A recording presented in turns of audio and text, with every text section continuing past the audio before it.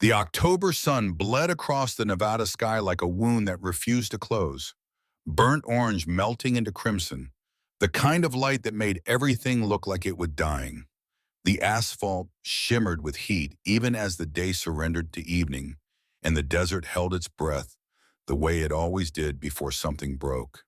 The sound came first, not the engine, not the voices. The sound of ceramic hitting pavement, shattering into pieces too small to ever put back together. Then laughter, the cruel kind that doesn't fade, the kind that burrows into your chest and lives there. Dorothy Blackwood stood frozen in the parking lot of Magnolia's diner, her hands trembling so badly she had to press them against her chest just to keep them still. 79 years old, and she'd survived things that would have broken younger women. Widowhood at 35, raising a son alone on a waitress's salary, watching that son go to war twice and come back with eyes that had seen too much. But standing here watching her dinner scattered across the gravel meatloaf and mashed potatoes mixing with dirt and broken glass, she felt more afraid than she'd been in decades. I said, "Get out, old woman." The voice belonged to Garrett Brennan, 28 years old and proud of exactly nothing that mattered. He stood with 5 other boys pretending to be men, their phones out and recording, always recording. Proof of existence measured in views and likes and the fear in an old woman's eyes. "This is our spot," Garrett continued louder, now playing to the cameras. "You don't belong here." Dorothy's lips moved, but no words came.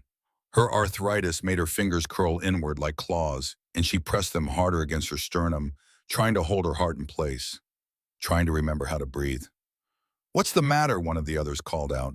"Can't hear us. Maybe you should stay home where it's safe." More laughter. The phones angled closer. Dorothy turned to leave, moving as fast as her old bones would allow. And that's when it happened. The bracelet, the silver one her grandmother had worn through World War II, that her mother had worn through Korea, that Dorothy herself had worn for 60 years, slipped from her wrist and hit the pavement with a sound like a bell ringing underwater. She stopped, bent down, reached for it. Garrett's boot got there first. He stepped on it, deliberately grinding his heel against the asphalt, and Dorothy looked up at him with tears she refused to let fall. "Please," she whispered, "it belonged to my grandmother." "Your grandmother." Garrett picked up the bracelet, held it to the light, squinted at the engraving. 3 names, 3 generations, 3 women who'd learned to be strong because the alternative was breaking. "Looks like junk for junk." He walked to the trash can by the door, held the bracelet up for his phone's camera, and let it drop into the garbage. The sound it made falling among the coffee grounds and crumpled napkins was the sound of something sacred being profaned. "No," Dorothy breathed, but it came out so quiet that even she could barely hear it. Garrett and his crew climbed into their trucks, still laughing, still filming, and drove away, leaving Dorothy standing in the parking lot with her dinner on the ground and her grandmother's bracelet in the trash and absolutely no idea what to do about any of it. She stood there until the sun finished dying, until the sky turned purple and the first stars appeared, until Maggie O'Brien came out from behind the counter and found her. "Dorothy, honey, what happened?" But Dorothy couldn't answer. She just shook her head and walked to her car and drove home in silence, her hands still trembling on the wheel. She didn't tell anyone. Not that night. What would she say? That she'd been terrorized by boys young enough to be her grandsons, that she was too afraid to go back and retrieve her most precious possession, that she felt small and helpless and ashamed. No, she'd stay quiet. She'd stay home. She'd be safe. But 3 days later, when her son called to check on her like he did every Thursday, Dorothy Blackwood made a mistake. She tried to lie to a man who'd spent 22 years learning to read the silences between words.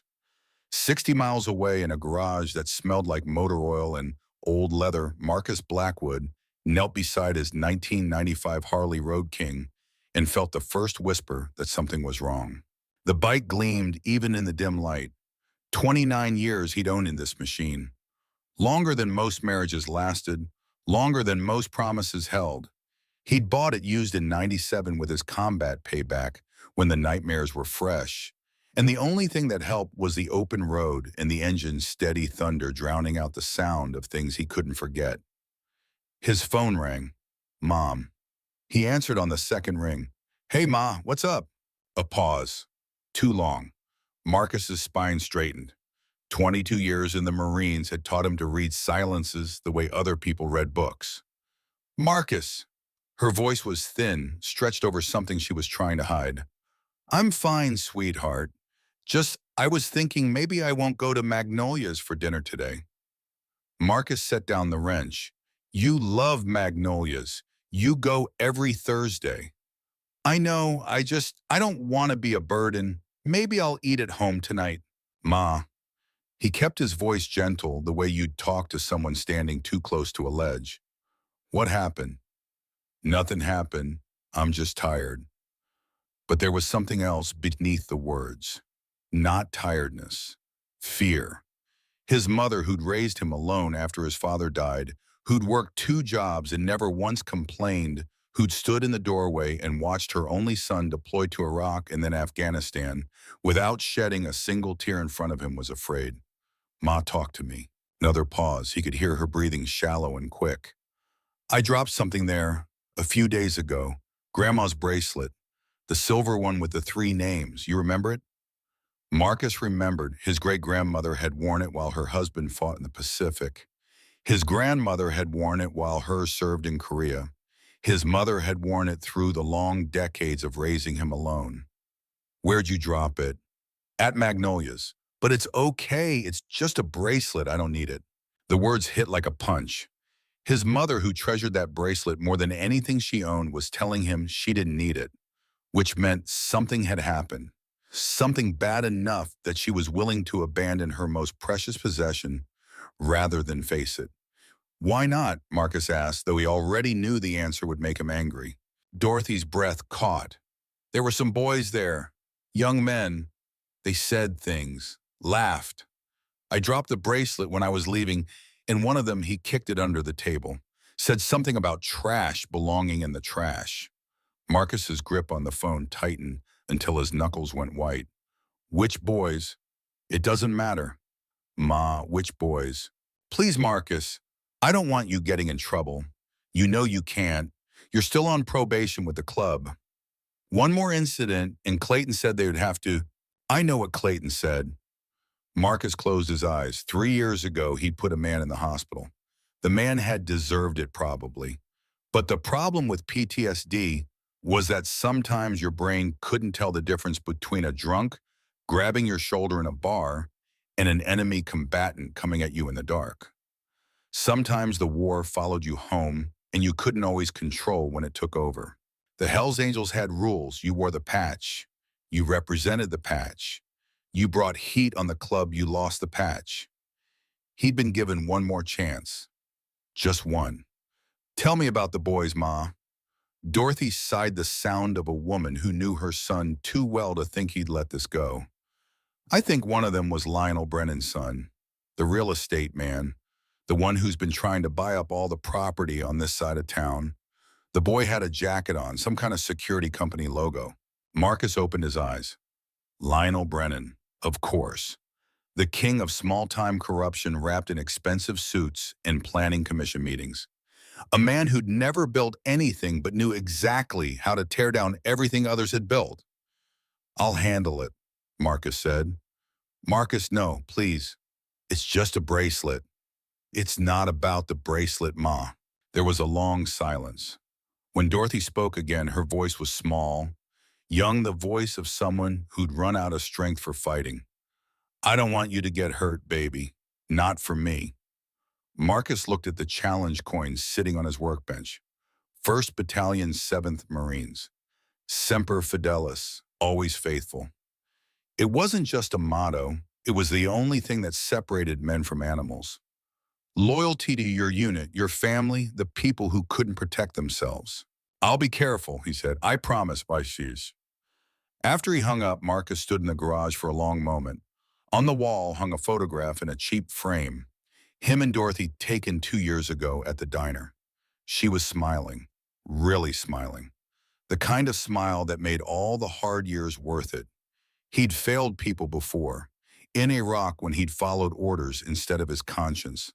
When he'd left James Morrison behind. The memory came back sharp and bitter. 1991. Desert Storm.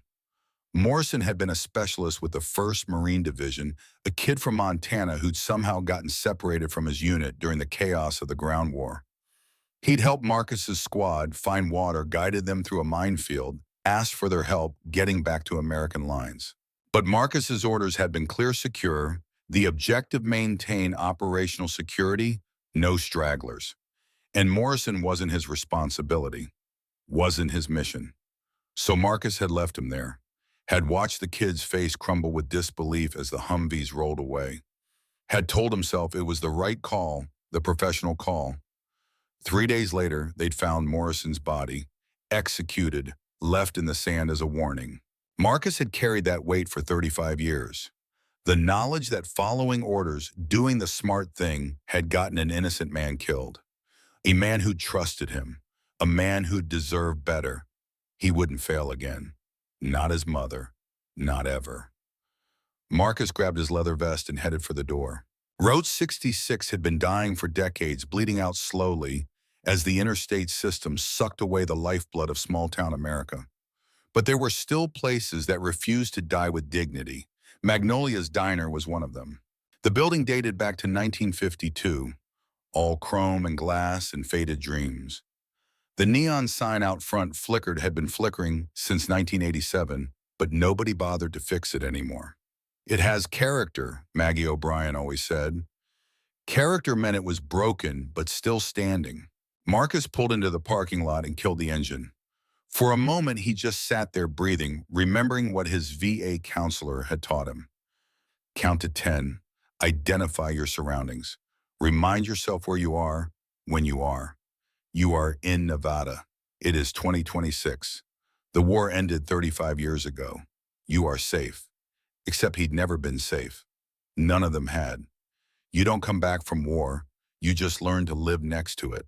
He walked through the front door. The bell chimed. Conversation didn't stop.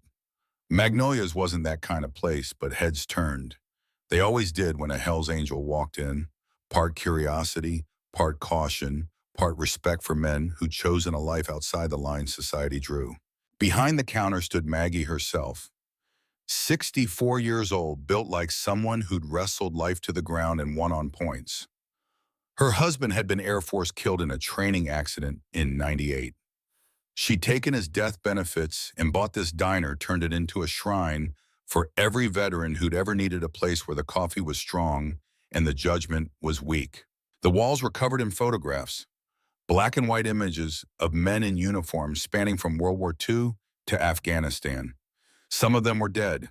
Most of them were just old. All of them had found a home here, at least for a while. Marcus, Maggie said, setting down the coffee pot. Her smile didn't quite reach her eyes. Wasn't expecting you today. Hey, Maggie, need to ask you about something. Her expression flickered. If this is about the other day, it is. Maggie glanced toward the back corner where a security camera pointed at the dining area. Marcus, I don't want trouble. Neither do I, but my mother's afraid to come back here. That's trouble enough. Maggie's jaw tightened. She picked up a rag and started wiping down the counter, even though it was already clean.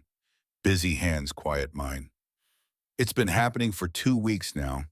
Those boys, 6 of them usually, they come in, take the big booth order, barely anything, and just sit there making people uncomfortable. Garrett Brennan. Yeah, Lionel's kid and his buddies, they're not violent, not really, just mean. You know the type. She paused. They make comments, film people on their phones. Last week, they convinced old Mr. Henderson to leave just by staring at him and laughing. Tuesday, they pushed past Mrs. Kowalski. She fell, broke her wrist.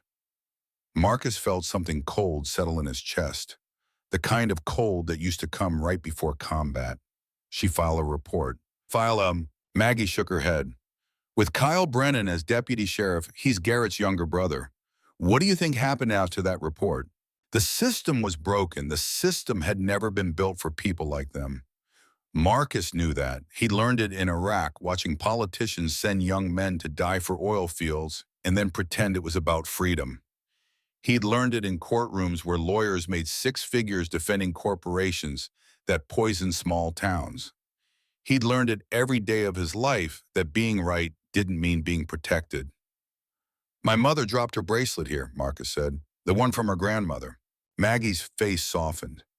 The silver one with the names, yeah. Garrett kicked it under the table. Then he picked it up and she paused. He threw it in the trash, called it junk for old junk. The cold in Marcus's chest spread. His hands resting on the counter curled into fists. He watched them do it like they belonged to someone else. Control. He needed control. You got security footage. I do. But Marcus listened to me. Lionel Brennan owns half this town. He's got the sheriff in his pocket, the planning commission, half the city council. Those boys know they're untouchable. Nobody's untouchable. You're one man on probation with your own club. You go after those boys, Clayton will have to cut you loose. You know the rules. Marcus did know the rules. The Hells Angels weren't a gang. They were a brotherhood. But brotherhood had laws. You wore the patch. You represented the patch. You brought heat on the club, you lost the patch. Simple as that. But some things were simpler still. I need to see that footage, Marcus said, and I need to get that bracelet back. Maggie studied his face for a long moment. Whatever she saw there made her sigh and nod toward the back office. Come on. The office was small and cramped, smelling of old paper and burnt coffee. An ancient desktop computer sat on a desk buried under receipts and order forms. Maggie pulled up the security software and clicked through the timestamps. There, she said. The footage was grainy but clear enough. Black and white. Timestamp Tuesday, 5:47 p.m. Dorothy Blackwood sat alone in a booth eating dinner. She looked small on the screen. Fragile. When had she gotten so old? Marcus remembered her as invincible, the woman who'd raised him alone after his father's death, who'd worked 2 jobs and still made it to every school play, every parent-teacher conference. When had she become the woman who could be frightened by cruel boys? The answer, of course, was that she'd always been capable of being frightened. She'd just never shown it because she had to be strong for him. On the screen, 6 young men approached her booth. The leader, Garrett Marcus, recognized him from around town and said something. Dorothy looked up startled. Garrett laughed. His friends laughed, recording on their phones. Then Garrett reached out and shoved Dorothy's plate off the table. Marcus's vision tunneled. His breathing slowed. This was the thing the counselors warned about. The red haze. The moment when your brain stopped being in Nevada and started being back in the desert where the rules were different and violence was the only language that worked. Count to 10. You are in Nevada. It is 2026. On the screen, Dorothy stood up, quickly fumbling with her purse. The bracelet fell from her wrist, hitting the floor. She didn't notice. She was too scared, too focused on getting away. Garrett saw it fall. He looked down at it, smiled. Then he stepped on it, ground his heel against it, kicked it under the table. One of his friends laughed and said something. The footage had no audio, but Marcus could read lips well enough. Trash belongs with trash. Garrett reached under the table, picked up the bracelet, and walked to the trash can by the door, held it up for his phone's camera, then dropped it in. The footage ended. Marcus realized he had stopped breathing. He forced air into his lungs, released his grip on the edge of the desk. His knuckles had gone white. You okay? Maggie asked quietly. No. Marcus stood up. But I will be. Can I get a copy of that? Already burned it to a flash drive. She handed him a small USB stick. But Marcus, what are you going to do with it? The police, what they got? I'm not going to the police. Then what? Marcus looked at her. I'm going to get my mother's bracelet back. And I'm going to make sure those boys understand that some people aren't as helpless as they look. You'll lose the patch. Maybe. Clayton won't have a choice. The club has rules. The club has rules, Marcus agreed. But I have rules too, and rule 1 is you don't let anyone hurt your family. He walked out of the office through the diner past the photographs of men who'd fought and bled and died for something bigger than themselves. Men who'd understood that honor wasn't about following the law. It was about doing what was right when the law failed. Outside, the sun was setting, the sky bleeding red and orange across the desert. Marcus stood beside his Harley for a moment, the flash drive in his pocket, the weight of choice settling on his shoulders.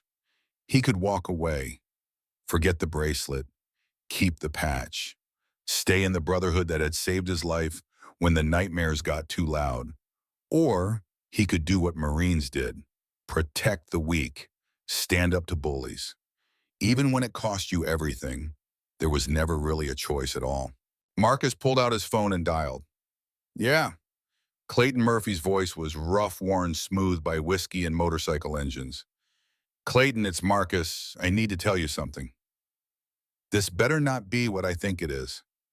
I'm going to handle a situation. Personal, family matter. Might get loud. I wanted you to know first. A long silence. Marcus, don't do this. I have to. You have to keep your head down and your nose clean. Those were the terms. I know the terms, but this is my mother, Clayton.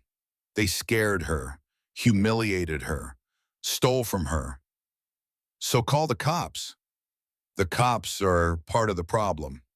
Another silence longer this time. If you do this, I'll have to cut you loose. You know that, right? No matter how I feel about it personally, the club has rules. I know. You're throwing away your patch for a bracelet. I'm honoring my patch by being the kind of man who deserves to wear it. Clayton sighed. You're a stubborn son of a bitch, Marcus. Semper Fi, brother. Semper Fi. Marcus hung up. He looked at the phone for a moment, then slipped it back into his pocket. The sun touched the horizon. The light turned blood red.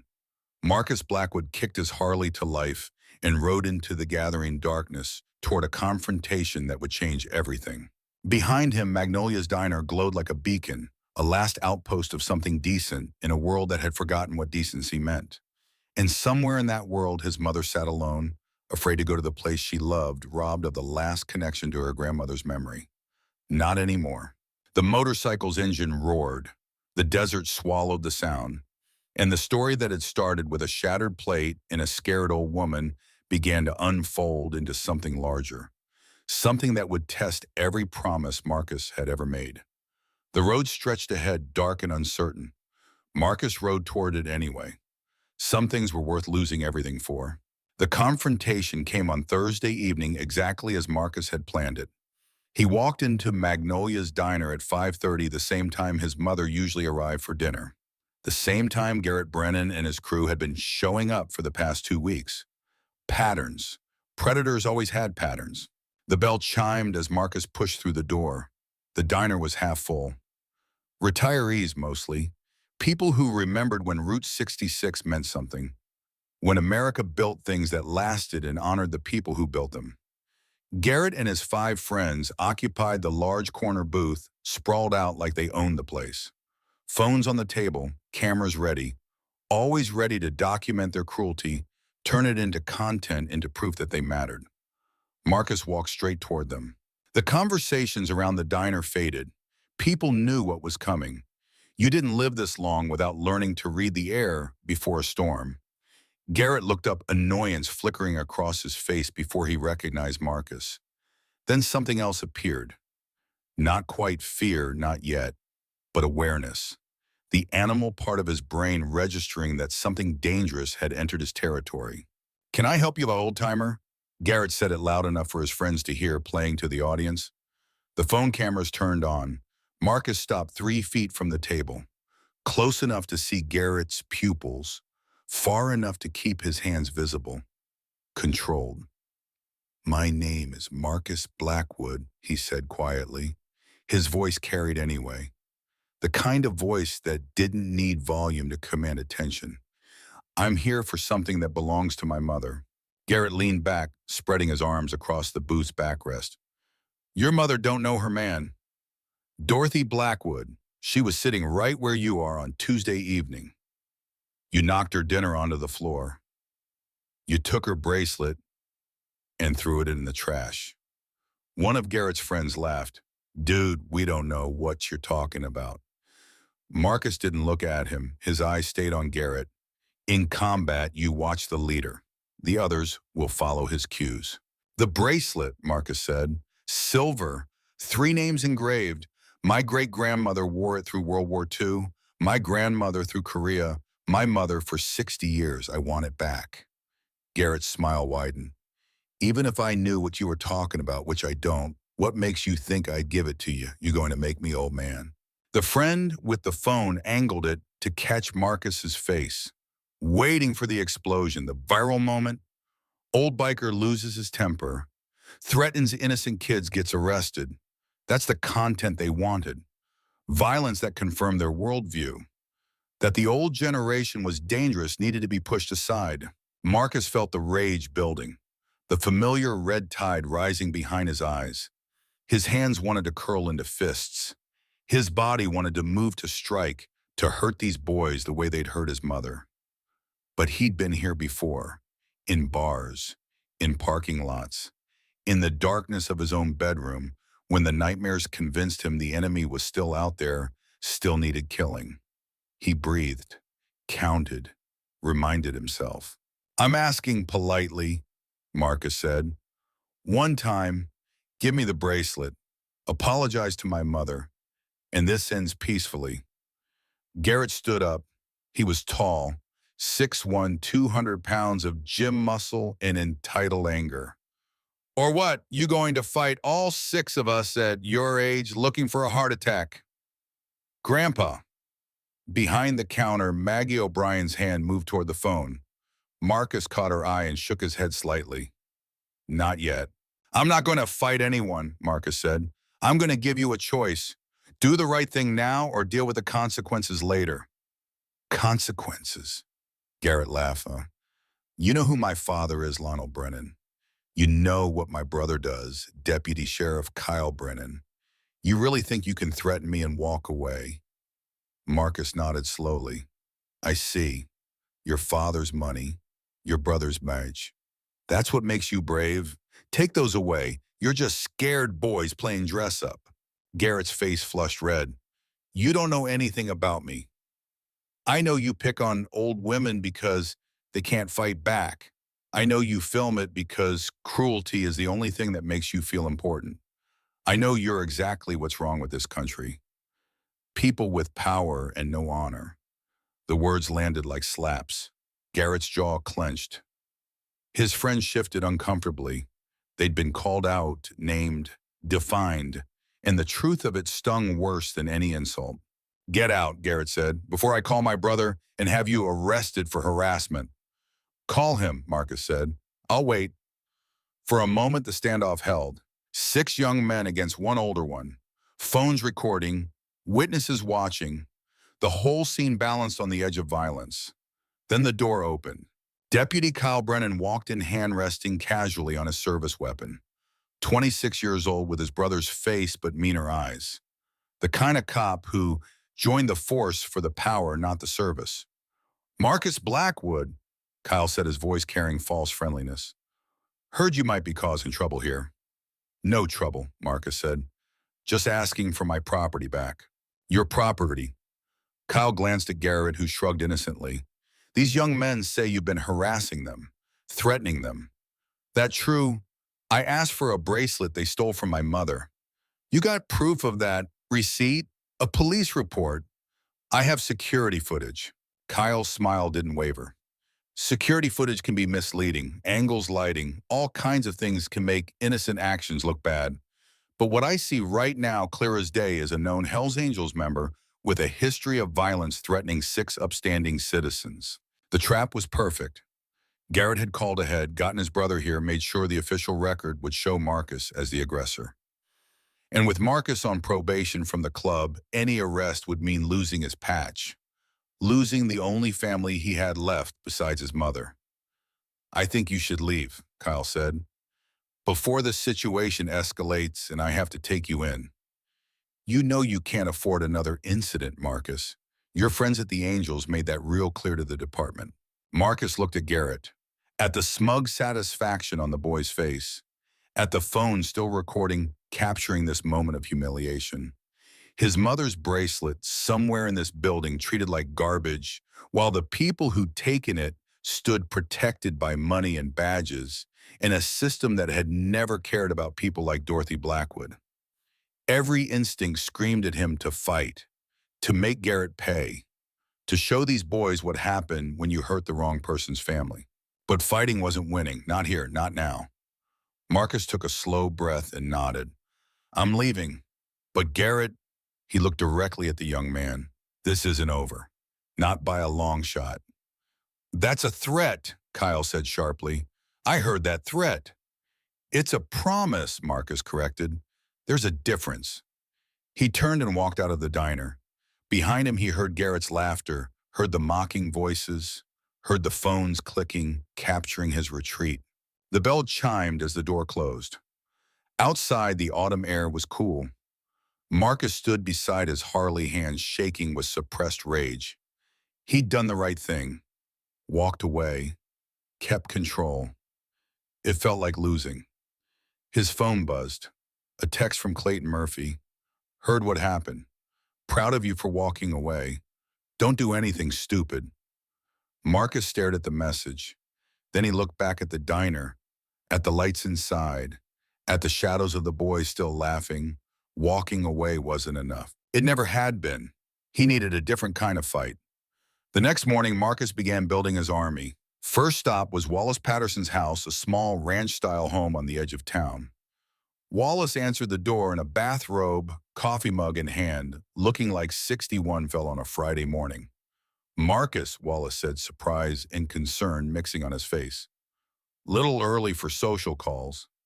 Need your help, Doc. They'd served together, not in the same unit, but in the same war.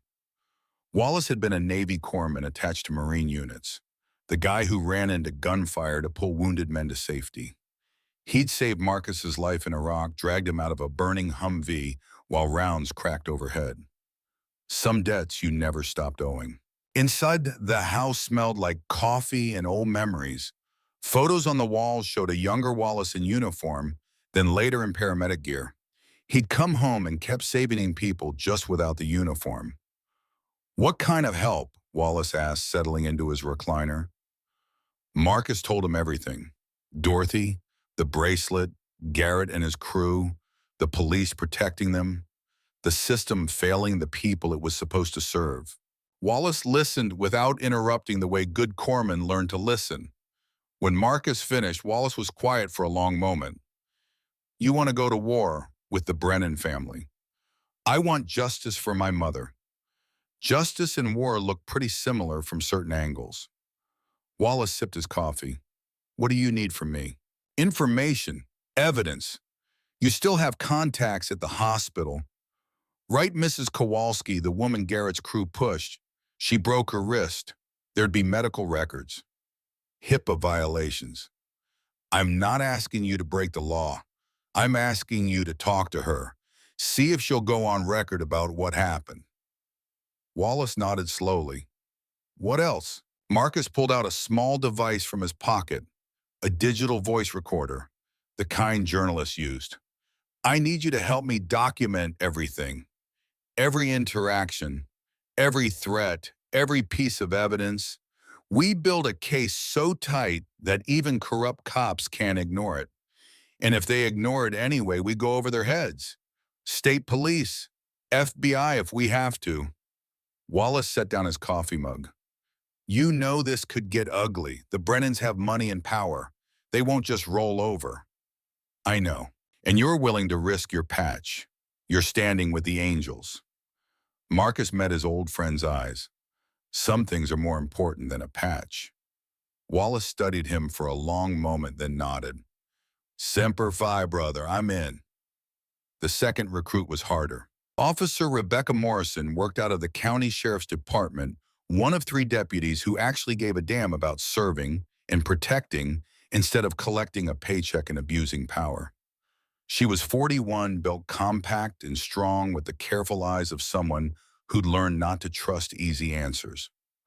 Marcus caught her at the end of her shift in the parking lot of the station. She saw him coming, and her hand drifted toward her service weapon. Habit. Mr. Blackwood, she said carefully, you need something. 5 minutes of your time. Off the record. If this is about yesterday's incident at Magnolia's, it is, but I'm not here to cause trouble. I'm here to ask for help. Rebecca glanced around the parking lot. No one else was nearby, but she lowered her voice anyway. I can't help you, Marcus. Kyle Brennan is my superior officer. Anything you tell me goes through him, even if it's about his brother committing crimes. Especially then, she looked pained. You think I don't know what Garrett is doing? I've taken 3 complaints about him and his crew in the past month. Every single one got buried. Lost paperwork. Insufficient evidence. Victims who suddenly didn't want to press charges anymore. Intimidation. Can't prove it. And even if I could, who am I going to report it to the sheriff? He plays golf with Lionel Brennan twice a week. Marcus pulled out the flash drive Maggie had given him. Security footage. Garrett knocking my mother's dinner on the floor. Stealing her bracelet. Throwing it away. Clear video. Time-stamped. Multiple witnesses. Rebecca stared at the flash drive but didn't take it. That's assault and theft. But Kyle will say the video is inconclusive, that it doesn't show intent. He'll protect his brother. What if I get more evidence, testimony from other victims, medical records, a pattern of behavior? Then I'd say you're building a good case. But you'd need to take it to state police. County level is compromised. You know anyone at state level who'd listen? Rebecca hesitated. This was the line. Cross it, and she was actively working against her own department. Don't cross it, and she was complicit in the corruption. Catherine Malone, she finally said, state investigator based in Carson City. She's been looking into Lionel Brennan's business dealings, money laundering, possible connections to organized crime. If you can tie Garrett's activities to Lionel's larger operations, she might be interested. Marcus memorized the name. Thank you. Don't thank me yet. Malone's tough and she's honest, but she needs solid evidence. Speculation and witness testimony aren't enough. You'd need documentation, financial records, communications, the kind of stuff that could put someone in federal prison. I'll get it. Rebecca finally looked at him directly. My dad was a Marine, served in Desert Storm, same as you. He taught me that honor means doing the right thing, even when it costs you everything. She took the flash drive. I'll make sure this gets to the right people. Off the books, but Marcus, be careful. The Brennans don't fight fair, and they have resources you don't. I have something they don't. What's that? Nothing left to lose. The third member of his alliance surprised him. Evelyn Kowalski answered her door with her right arm in a cast, her 80 years sitting heavy on shoulders that had once been strong. She looked at Marcus with suspicion that melted into recognition. You're Dorothy's boy, she said. I heard about what happened at Maggie's. Yes, ma'am. I'm sorry to bother you, but I wanted to ask about your wrist. Evelyn's jaw tightened. I fell. That's what I told the police. Mrs. Kowalski, I fell, she repeated more firmly, but her eyes told a different story. Fear and shame and anger all mixed together. Marcus softened his voice. My mother is afraid to go to her favorite restaurant because of Garrett Brennan and his friends. She dropped her grandmother's bracelet and they took it from her. Threw it away like trash, and she's too scared to even ask for it back. Something in Evelyn's face cracked. They pushed me, she whispered. I wasn't going to say anything, but they pushed me. I fell and broke my wrist, and they just laughed, filmed it on their phones. When I tried to get up, one of them said, Stay down, old lady. It's where you belong. Will you testify to that? To who Kyle Brennan, the sheriff who's in Lionel's pocket, to a state investigator, someone who can actually do something about it. Evelyn looked at her cast, at the signature there written by her granddaughter. Get well soon, Grandma. We love you. I'm 80 years old, she said quietly. My husband died in the Gulf War. I raised 2 kids alone. Worked as a nurse for 40 years. I'm not afraid of much anymore. She looked up at Marcus. But I am afraid of them because they're protected, because the system doesn't care about people like us. Then we change the system. How? By standing together. You, me, my mother, everyone they've hurt. We tell our stories. We gather evidence. We make so much noise they can't ignore us. Evelyn was quiet for a long time, then she nodded. What do you need? Over the next 3 days, Marcus built his case like a military operation. Reconnaissance, intelligence gathering, strategic planning. Wallace talked to 7 different people Garrett's crew had harassed. 2 were willing to testify. 3 gave statements off the record. The stories were consistent: escalating cruelty, filmed harassment, physical intimidation, all protected by Kyle's badge and Lionel's money. Rebecca Morrison quietly passed information to Catherine Malone. The state investigator was interested, very interested. Lionel Brennan had been on her radar for months. Money moving through shell companies, real estate deals that didn't add up, connections to known criminal enterprises.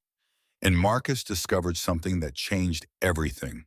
Frank Donovan ran a small auto repair shop 2 doors down from Magnolia's Diner. 73 years old, former Army mechanic still turning wrenches because retirement was boring and he liked fixing things. Garrett's crew had vandalized his shop 3 times in the past month, slashed tires on customer cars, spray-painted obscenities on the walls, broken windows. Why didn't you report it? Marcus asked, standing in the shop amid the damage. Frank gestured around. To who Kyle Brennan I tried. He said it was probably teenagers. Random vandalism. Said there was nothing he could do without evidence. You have security cameras. Had security cameras. They smashed them first thing. Marcus looked around the shop. Tools older than Garrett Brennan. Equipment maintained with the kind of care that came from respecting your craft. A lifetime of honest work being destroyed by boys who'd never built anything. But I got smart after the first time, Frank said. He led Marcus to a back corner where a nearly invisible camera was mounted in the rafters. They don't know about this one. The footage was damning. Garrett and 3 others' faces clearly visible throwing rocks through windows, spray painting the walls, laughing, always laughing. Why, Marcus asked. Why target you specifically? Frank pulled out a letter from his desk drawer, official county stationery, an offer to buy his property at below market value, signed by Lionel Brennan. He wants this whole block, Frank said. Wants to tear it all down and build some resort, casino and hotel. Says it'll bring jobs and prosperity, but really it'll just bring more people like him, more corruption, more money for people who already have too much. Marcus held the letter, the pieces falling into place. This wasn't just about cruel boys. It was about systematic intimidation. Lionel Brennan using his son to terrorize people off their property. Using Kyle to make sure there were no consequences. Real estate development as warfare. And the casualties were people like Frank and Evelyn and his mother. I need copies of everything, Marcus said. The footage, the letters, all of it. What are you going to do? I'm going to stop them. That night, Marcus met with Catherine Malone at a truck stop 40 miles outside of town. She was 38, sharp-eyed, with the bearing of someone who'd learned to trust evidence over charm. She watched the security footage on Marcus's laptop without speaking. Watched Garrett assault Dorothy. Watched the vandalism at Frank's shop. Reviewed the medical reports Wallace had gathered. Read the statements from victims. When it was done, she sat back and exhaled slowly. This is good, she said, but it's not enough. What do you mean it's not enough? That's assault, theft, vandalism, witness intimidation. All misdemeanors. Garrett does 6 months at most. Probably gets probation. Lionel isn't even directly implicated.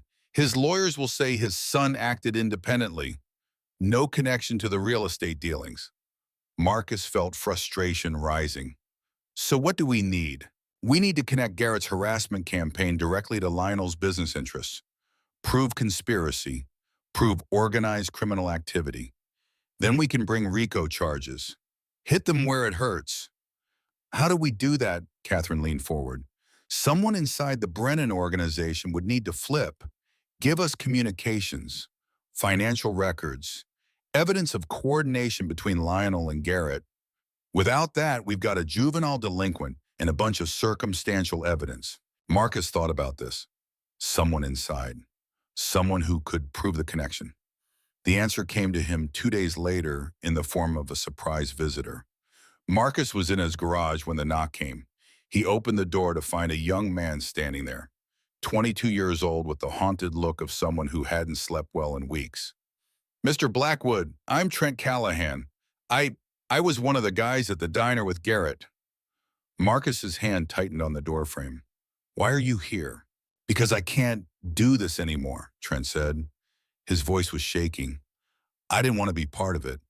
I owe Garrett money, gambling debts. He said if I helped him with this stuff, he'd forgive what I owed. But it's gotten out of control. Your mother, Mrs. Kowalski, all those people, they didn't deserve that. You participated. I know, and I'm not trying to make excuses, but I want to make it right. I'll testify. I'll tell them everything. Marcus studied the young man looking for the lie, the trick, but all he saw was genuine regret. Everything, Marcus asked. Lionel's been planning this for months. He needs that block of Route 66 for his resort. But the owners won't sell, so he came up with a plan. Have Garrett and his crew harass them. Make the area seem dangerous. Then Lionel can claim the properties are causing blight. Get the city council to use eminent domain to seize them for public good. He gets the land cheap, builds his resort, makes millions. Can you prove that? I recorded conversations. Garrett bragging about it. Lionel giving instructions. I have text messages, emails, everything. Marcus felt something shift. This was it, the evidence Catherine needed. Why should I trust you? Trent met his eyes. Because my grandmother was like your mother. She died last year. Alzheimer's. And toward the end, she was so scared all the time. Confused, helpless. And I promised myself I'd never let anyone hurt people like her. But that's exactly what I've been doing. So I'm done. I'm out. And I'm trying to do the one right thing I can do. Marcus made a decision. Come inside. They spent 3 hours going through Trent's evidence. Recordings of Garrett and Lionel discussing the harassment campaign. Text messages coordinating which properties to target. Financial records showing Lionel's resort plans required the entire block. It was everything Catherine Malone needed. Marcus called her immediately. She arrived the next morning with a federal prosecutor. They listened to Trent's testimony, reviewed the evidence, cross-referenced it with their own investigation into Lionel's money laundering. This is substantial, Catherine finally said. We can bring charges, multiple felonies, Lionel Garrett, possibly Kyle for obstruction of justice. We're talking years in federal prison. When? Marcus asked. We need a few days to get warrants. Coordinate with the FBI's Financial Crimes Unit. There's a cartel connection we've been tracking. Lionel's been laundering money for them through construction projects. Your evidence ties it all together. Marcus felt something he hadn't felt in days. Hope. But hope was a dangerous thing. That night, Marcus returned to his garage to find it on fire. Not a huge fire. Not yet. But flames licking up the sidewall, eating through wood and memory. Someone had thrown a Molotov cocktail through the window. He grabbed the extinguisher from his truck and fought the fire choking on smoke eyes burning. By the time he got it under control, half the garage was destroyed, including his workbench, including the photos of him and Dorothy, including the box with his challenge coin, and including something else, something he kept hidden for years. In the back corner behind a false panel, there had been a small wooden box. Inside it, a photograph of a little girl, 8 years old, blonde hair, his daughter's smile. Sarah Blackwood, dead 12 years, killed in a car accident while Marcus was deployed in Afghanistan. He'd been in Helmand province when he got the call. Couldn't get home in time for the funeral. Hadn't been there when she needed him most. The photograph was ash now, just like everything else. On the ground outside, he found a note, typed, untraceable. Back off or next time it's your mother's house. Marcus stood in the ruins of his garage, the note trembling in his hand, and felt something inside him break. Not his resolve, something deeper. The last barrier between the man he was trying to be and the man the war had made him. They'd threatened his mother. Everything that came next was their fault. He pulled out his phone, made the call he'd been avoiding. Clayton, it's Marcus. They burned my garage, threatened my mother. I'm done playing by their rules. Marcus, I need to know, if I do what needs to be done, if I handle this the way it should be handled, are you with me or against me? A long silence. What exactly are you planning? I'm planning to protect my family by any means necessary. That's not an answer. It's the only answer I've got. Another pause, then Clayton's voice rough but certain. The patch is just leather and thread, brother. What matters is what it represents. And you've represented it better than most of us ever will. Do what you need to do. We'll deal with the consequences after. Marcus felt his throat tighten. Semper Fi. Semper Fi. He hung up and looked at the burned garage, at the photograph that was gone forever, at the note threatening the only family he had left. The desert night was cold. The stars were sharp and bright and indifferent. Marcus Blackwood made his decision. Tomorrow the war would come home, and he would be ready. The fire came 3 nights after Marcus met with Catherine Malone. Not to his garage this time, to Magnolia's diner. Marcus got the call at 2 in the morning. Wallace's voice tight with urgency. Mark, you need to get down here now. By the time Marcus arrived, the fire department had it mostly contained, but the damage was done. The back half of the diner was gutted. Black smoke poured from shattered windows. The neon sign that had flickered since 1987 was dark. Dead. And on a stretcher being loaded into an ambulance, Maggie O'Brien. Burns on her arms and face. She'd been sleeping in the back office, working late on bookkeeping when the Molotov cocktails came through the windows. Marcus stood in the parking lot, still warm from the flames, and felt the last of his restraint crumble. Second-degree burns, Wallace said quietly. He'd arrived with the ambulance, still wore his paramedic uniform. She'll survive. But Marcus, this wasn't random. Someone wanted to send a message. They found the note an hour later, typed and taped to Marcus's truck windshield. Last warning. Back off or next time people die. Marcus held the paper in shaking hands. Around him, firefighters packed up equipment. Deputies took statements. Kyle Brennan was conspicuously absent. So was his brother Garrett, but someone else wasn't. A black Mercedes pulled into the parking lot. Expensive. Out of place. Lionel Brennan stepped out, and for the first time since Marcus had known of him, the man looked old, scared. Mr. Blackwood, Lionel said. His voice was hoarse. I need to talk to you. Marcus's hand curled into a fist. This man who'd orchestrated everything, who turned his son into a weapon, who terrorized Marcus's mother. You need to leave, Marcus said quietly. Before I do something we'll both regret. Please, Lionel stepped closer. Marcus saw the desperation in his eyes. Real fear. I know you hate me. You should, but I'm not your enemy right now. We have a bigger problem. We don't have anything. The cartel burned your diner. Not me, not my boys. The Sinaloa faction I have been working with. They're done waiting. They gave me 48 hours to deliver $2 million or the land for the resort. Lionel's voice cracked. I don't have the money. I can't get the land. And they just sent me photos of Garrett in his car with a rifle scope crosshair on his head. Marcus stared at him. Your problem, not mine. They won't stop with Garrett. They'll kill Kyle, my ex-wife, anyone connected to this deal. And then Lionel pulled out his phone, showed Marcus a text message. They'll finish what they started here. Everyone who owns property on this block. Your mother, Frank Donovan, Mrs. Kowalski, They'll burn them out or kill them, whatever it takes to clear the land. Marcus read the message. Explicit, detailed. Professional killers describing exactly how they'd make it look like accidents. Why are you telling me this? Because I'm a coward, Lionel said simply. Because I thought I could play in the big leagues and I can't. Because my son is going to die for my mistakes.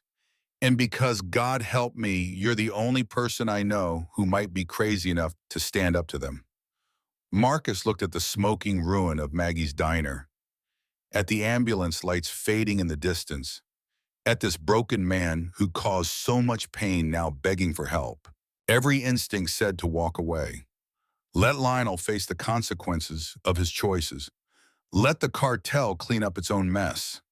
But then Marcus thought about Garrett's smug face in the diner, the phone recording Dorothy's fear, the bracelet in the trash, and he thought about James Morrison, the specialist he'd abandoned in Iraq in 1991, the one who'd helped them, the one he'd left behind because it wasn't his mission. He'd carried that weight for 35 years, the knowledge that following orders, doing the smart thing, had gotten an innocent person killed. Where's Garrett now? Marcus asked. Safe house, FBI protection.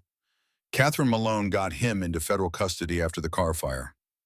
The car fire. 2 nights ago, someone torched Garrett's BMW while he was inside. He got out with second-degree burns on his arms. That's when I knew this was real. They're really going to kill us all. Marcus pulled out his phone, called Catherine Malone. She answered on the second ring voice alert despite the hour. Marcus, I heard about Maggie's. I'm sorry. Lionel Brennan is standing in front of me. Says the cartel gave him 48 hours. Says they're targeting everyone on this block. A pause. He's not wrong. We intercepted communications. The Sinaloa cell operating here got orders from Mexico. Liquidate the Brennan situation, recover assets, or eliminate obstacles. We're bringing Lionel and Garrett into federal custody, but you can't protect everyone. We have limited resources. We can put agents on the primary targets, but Marcus, there are 17 property owners on that block. We can't cover them all, and these are professional killers. If they want someone dead, Marcus looked at Lionel, at the fear in the man's eyes.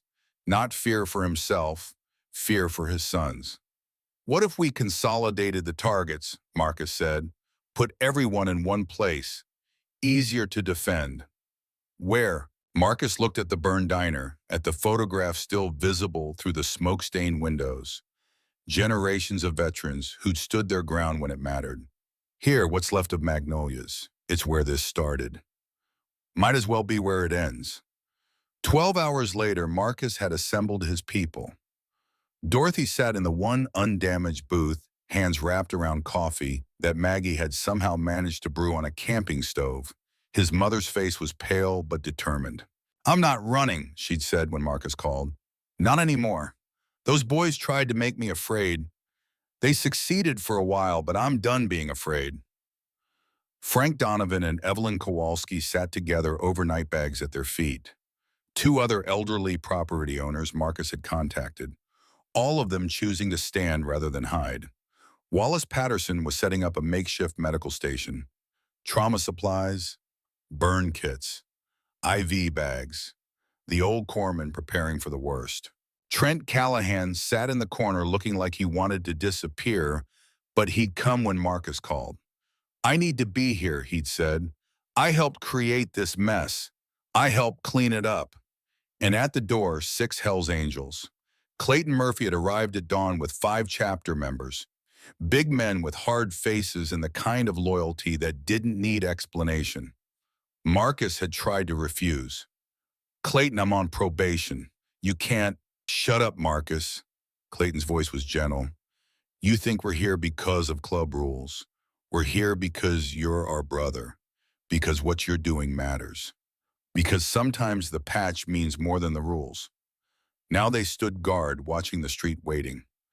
Catherine Malone arrived at noon with FBI Special Agent David Warren and 4 state police officers. She looked at Marcus's makeshift fortress and shook her head. This is insane. You know that, right? Probably. We should evacuate everyone, put them in protective custody until we round up the cartel cell. How long will that take? Catherine didn't answer. They both knew it could be weeks, months, and the people in this diner couldn't put their lives on hold that long, couldn't abandon their homes, their businesses, everything they'd built. We're staying, Marcus said, but we could use backup. Warren pulled out a tactical radio. We've got a rapid response team 15 minutes out. SWAT on standby. If shooting starts, we can flood this area with law enforcement in under 20 minutes. 20 minutes is a long time. I know, which is why I'm leaving these 4 troopers here with you and why you need to be very, very careful. Marcus looked around the diner, at his mother, at the elderly veterans who'd chosen to trust him, at the angels who'd risked their patches to stand with him. Careful wasn't really an option anymore. The next 8 hours passed in tense waiting. The sun tracked across the sky. Customers who didn't know about the situation tried to enter and were turned away by state police. The streets slowly emptied. Marcus sat with Dorothy as afternoon bled into evening. You didn't have to stay, Ma. You could have gone somewhere safe. Dorothy took his hand. Her fingers were thin, fragile. When had she gotten so old? Baby, I raised you by myself after your daddy died. Worked 2 jobs, kept food on the table, kept you in school. You think I did all that just to run away when things got hard? This is different. These are killers. And you're my son, a United States Marine, a man who's never walked away from a fight that mattered. She squeezed his hand. I'm not walking away either. Marcus felt his throat tighten. I'm scared, Ma. Scared I'm going to get you killed. I know, sweetheart. But you know what scares me more, living the rest of my life, afraid to go to my favorite restaurant, afraid to stand up for what's right. That's not living. That's just existing. Before Marcus could respond, his phone buzzed. A text from an unknown number. You have something we want. Trent Callahan, send him out. Everyone else lives. Marcus showed it to Catherine. She was on her radio immediately calling for backup. Alert status. But Marcus was already walking to where Trent sat. The young man looked up, saw Marcus's face, and understood. They want me, Trent said. Not a question. Yeah. Trent stood. Okay. Sit down. Mr. Blackwood, I said sit down. Marcus's voice carried the weight of 22 years giving orders. Trent sat. You made mistakes. You hurt people. But you're trying to make it right. That counts for something. Not enough to die for. Maybe not. But you're not dying today. None of us are. Outside, the sun touched the horizon. The light turned the same burnt orange as 3 days ago when this all began. When Marcus had arrived to find his mother terrified and her dinner on the ground. Full circle. Clayton appeared at Marcus's shoulder. Movement, 3 vehicles, black SUVs, stopped 2 blocks out. Marcus looked at Catherine. She nodded grimly. That's them. How many? Thermal imaging shows 12 heat signatures. Professional loadout, military-grade weapons. Marcus did the math. 12 cartel soldiers against 6 angels, 4 state troopers, and a handful of elderly civilians. The numbers weren't good, but numbers had never been the point. Everyone to the back room, Marcus said. Dorothy, Evelyn, Frank, the others. Wallace, you stay with them. Clayton, your guys take positions covering the front and sides. Troopers, you're with them.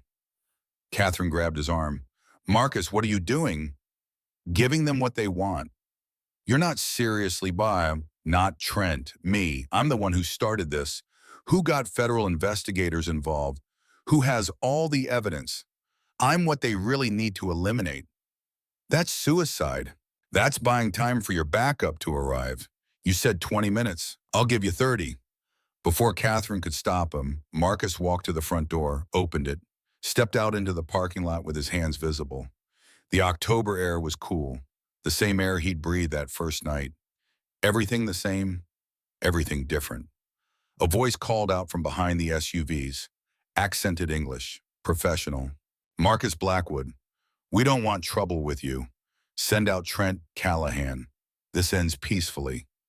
Can't do that, Marcus called back. Then you die. Everyone inside dies. Is that worth it for a punk kid who helped terrorize your mother? Marcus thought about that, about Trent's haunted eyes, about redemption and second chances, about James Morrison who'd never gotten one. Yeah, Marcus said, it's worth it, because that's what honor means. You protect the weak even when they don't deserve it, especially then. Silence, then movement. 12 men emerged from behind the vehicles. Body armor, automatic weapons, night vision goggles hanging ready. These weren't street thugs. These were soldiers. The leader stepped forward, 40-something, scar across his left cheek. Eyes that had seen too much death to be impressed by more. You're brave. Stupid but brave. Last chance. The boy or everyone. Marcus was about to answer when the diner door opened behind him. Garrett Brennan stepped out. Wait, Garrett said. His arms were bandaged from the car fire. His face was pale, but his voice was steady. You want someone to blame me. This whole thing, it was my idea. Harassing those people, filming them. I thought it was funny, thought it made me important. The cartel leader looked at Garrett with mild interest. You're Lionel Brennan's son. Yeah. Your father owes us $2 million. You got $2 million. No, but I've got something else. Information, account numbers. Names of everyone my father worked with. Shell companies, money routes, everything you need to recover your investment from his other operations. Garrett pulled a USB drive from his pocket. It's all here. You kill me, you get nothing. You take this, you get your money back. Maybe even make a profit. The leader smiled. Smart boy. Should have been smart earlier. He raised his weapon. That's when everything exploded into chaos. Not from the cartel, from inside the diner. Clayton and the Angels. State troopers. All of them firing at once. Not at the cartel soldiers. At their vehicles. Shooting out tires, engines, anything to immobilize them. Marcus grabbed Garrett and ran back toward the diner. Bullets chased them, chewing up asphalt. Marcus felt something tug at his vest. Close. Too close. They made it through the door. Angels pulled them inside. Returned fire from the diner now.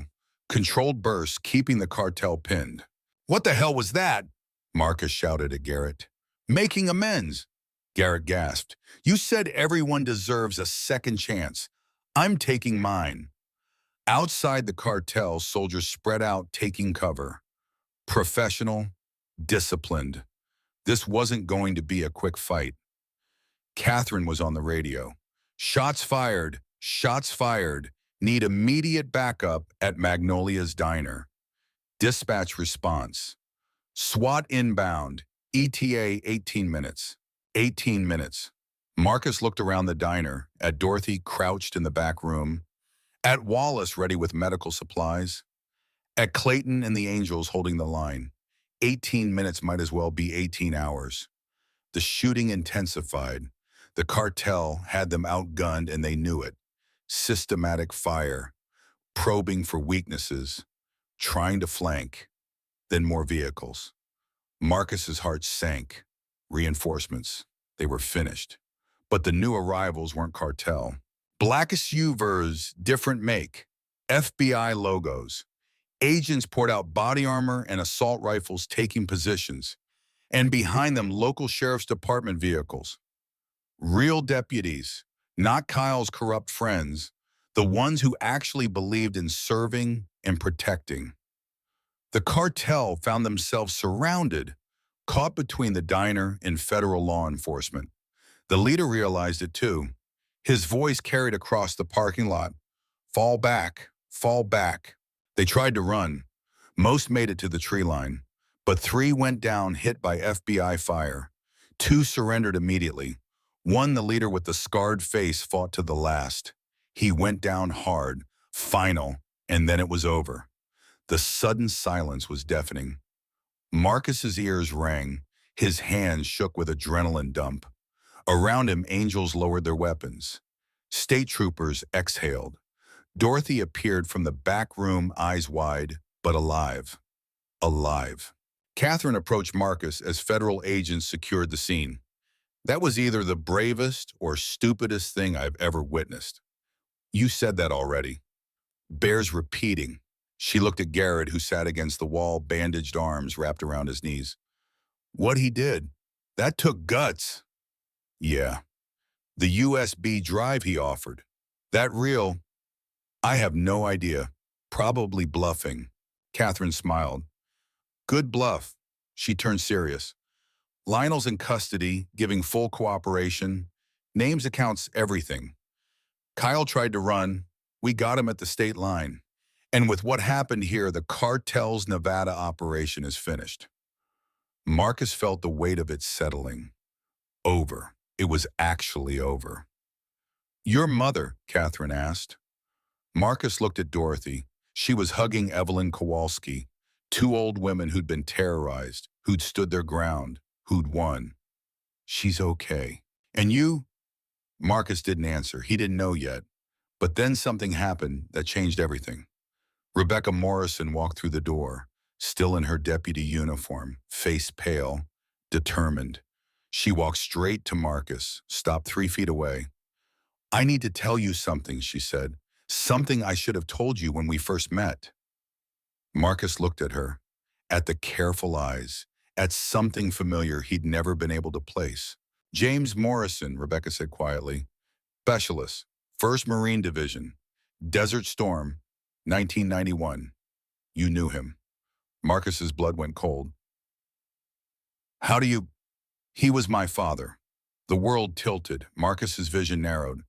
James Morrison, the kid from Montana, the one he'd left behind, the one who'd died because Marcus had followed orders instead of his conscience. I don't understand. He had a wife back home. My mother, she was pregnant when he deployed. I was born 6 months before he died. Rebecca's voice was steady, but her eyes were wet. I grew up knowing my father was a hero, that he died serving his country. But when I joined the force, I wanted to know more. I filed Freedom of Information requests, got his service records, found the after-action reports. She pulled out a folded piece of paper. Marcus recognized it, his own report from February 1991. You wrote about him, Rebecca said, how he'd helped your squad, how you'd wanted to bring him with you, but orders were orders, how you'd felt. Her voice cracked. How you'd felt when they found his body. Marcus couldn't breathe. Rebecca, I'm sorry. God, I'm so sorry. I came here to hate you, Rebecca cut him off. 6 months ago, I requested transfer to this county specifically because I knew you lived here. I was going to make your life hell, make you pay for abandoning my father. You should have. But then I watched you, saw how you protected your mother, how you stood up for people who couldn't protect themselves, how you risked everything, your patch, your freedom, your life, because it was the right thing to do. Tears spilled down her cheeks, and I realized something. My father chose to help you. He could have hidden, could have surrendered to the Iraqis, but he helped because that's who he was, just like you're helping these people because of who you are. Marcus's throat was so tight he could barely speak. He deserved better. He did, but you were 22 years old following orders in a war zone. You were trying to survive, and you've carried that guilt for 35 years. Rebecca stepped closer. My father wouldn't want that. He'd want you to forgive yourself, and if he can't tell you that, then I will. She held out her hand. Marcus stared at it, at this woman who had every right to hate him, who'd chosen forgiveness instead. He took her hand. Rebecca pulled him into a hug. Marcus broke. 35 years of guilt and shame and nightmares crashing down at once. He sobbed into her shoulder while Dorothy watched tears streaming down her own face. I'm sorry, Marcus kept saying. I'm so sorry. I know, Rebecca whispered. I know, it's okay. It's okay now. When Marcus finally pulled away, Wallace was there with water. Clayton had a hand on his shoulder. His mother was crying openly. There's something else. Rebecca said, wiping her eyes. I did a DNA test. Got your profile from that coffee cup you left at the station last week. Marcus looked at her in confusion. My mother remarried when I was 2. Good man. Raised me as his own. I took his name. Morrison isn't my birth name. She took a breath. My biological mother, the woman my father married before Desert Storm, her name was Jennifer Blackwood. The world stopped. Blackwood, Marcus repeated. Your father had a brother, Michael. He died in a car accident in 1989. His widow was Jennifer. She married my father 6 months later, right before he deployed. When he died, she was devastated, gave me up for adoption.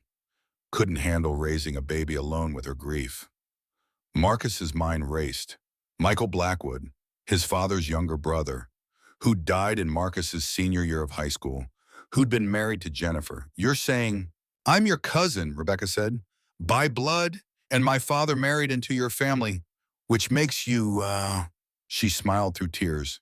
The uncle I never knew I had. Marcus couldn't process it, couldn't breathe.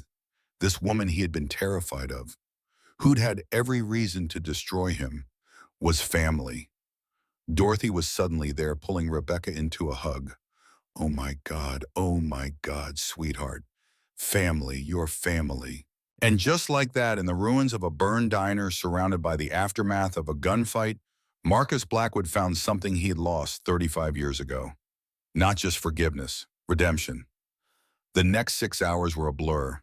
FBI processing the scene, paramedics checking everyone for injuries, Catherine Malone coordinating arrests across 3 counties. Lionel Brennan was taken into federal custody. Kyle Brennan was already in a holding cell. Garrett was hospitalized under guard, facing years of charges, but credited with cooperation that had saved lives. The surviving cartel members were transferred to a federal facility. The dead were bagged and photographed and cataloged. And through it all, Marcus sat with Dorothy and Rebecca drinking terrible coffee and trying to understand how his life had changed so completely in the span of a single day. What happens now? Dorothy asked as dawn broke over the desert. Marcus looked at the burned diner, at the people gathered in the parking lot, veterans and civilians, angels and law enforcement, people who'd been strangers a week ago and were brothers now. Now we rebuild, he said, the diner, the community, everything they tried to destroy. And the bracelet, Dorothy asked quietly. Marcus had almost forgotten. The whole reason this started, his mother's silver bracelet, lost in the chaos of everything that had happened. I'll find it, he promised. I don't care how long it takes. I'll find it. Rebecca squeezed his hand. We'll find it, together. As the sun rose, fully painting the Nevada sky in shades of gold and pink, Marcus Blackwood looked at his mother and his newfound cousin and felt something he hadn't felt in years. Hope. Real, honest, uncomplicated hope. The war wasn't over. There would be trials, testimony, consequences for everyone involved. But for the first time since that February day in 1991, when he'd watched James Morrison's face crumble with disbelief, Marcus felt like maybe he could forgive himself. Maybe he could move forward. Maybe he could be the man his daughter would have been proud of. The man his mother had always believed he was. The road ahead was still long, still uncertain, but he wouldn't walk it alone anymore. And that made all the difference. The morning after the gunfight, Marcus returned to the diner alone. The sun was barely up, the desert air still cool and clean. Yellow crime scene tape fluttered in the breeze. The parking lot was empty, except for a single state trooper keeping watch who nodded at Marcus and looked the other way. Some things you had to do by yourself. Marcus stood in the middle of the burned-out dining room and looked at the devastation. Half the ceiling had collapsed. The booths where his mother had sat were charred skeletons. The photographs on the walls, all those generations of veterans, were smoke damaged, some destroyed completely. But the building still stood, broken but standing. He started in the corner where it had all happened, where Garrett had shoved Dorothy's plate off the table, where the bracelet had fallen. The trash can was tipped over its contents, spilled across the floor during the chaos. Coffee grounds, napkins, broken glass. Marcus knelt and began searching through the debris. His hands were steady now, purposeful. He worked methodically, moving from the trash pile to the area under the booth, then to the scorched floorboards near the kitchen. An hour passed, then two. Nothing. Marcus sat back on his heels, frustration building. It had to be here. Unless the fire had melted it, unless someone had swept it up without knowing, unless, wait, there, caught beneath a piece of burned wood near the back wall, something silver. Marcus's heart stuttered. He moved the wood carefully, afraid of what he might find, afraid it would be destroyed, afraid it would be gone forever like everything else. But there it was, the bracelet. The silver was tarnished black in places from the smoke and heat. One of the links was bent, twisted from the weight of the debris, but the engraving was still clear. 3 names, 3 generations, 3 women who'd learned to be strong because the alternative was breaking. Eleanor Hartley, 1920 to 2004. Margaret Hartley Blackwood, 1945 to 2008. Dorothy Ann Blackwood, 1947 to the present. Marcus picked it up carefully, held it in his palm. It was warm from the morning sun coming through the broken windows. He sat on the floor of the burned diner holding his great-grandmother's bracelet and felt something break loose in his chest. Not pain, release. He'd kept his promise. He'd protected his mother. He'd stood his ground, and he'd recovered what was taken. But there was something else. As he turned the bracelet over in his hands, cleaning away the soot, he noticed something he'd never seen before. On the inside of the band, almost invisible even when clean, were tiny markings. Coordinates. Marcus squinted at them. Numbers etched so small they were barely visible. GPS coordinates, he realized. Someone had engraved them there. Recently, judging by the sharpness of the marks compared to the names. His mother. It had to be his mother. But why would Dorothy hide coordinates inside her most precious possession? Marcus pulled out his phone, entered the numbers into his GPS. The location loaded. First National Bank of Nevada, Carson City, 40 miles away. Marcus stood up, the bracelet clutched in his fist, and felt the pieces of a larger puzzle clicking into place. His mother had known something, had prepared for something, had known she might not always be there to tell him herself. He drove to Dorothy's house first. She answered the door in her bathrobe, coffee cup in hand, looking more tired than he'd ever seen her. Marcus, it's 7 in the morning. I know, Ma, but I found something. He held out his hand.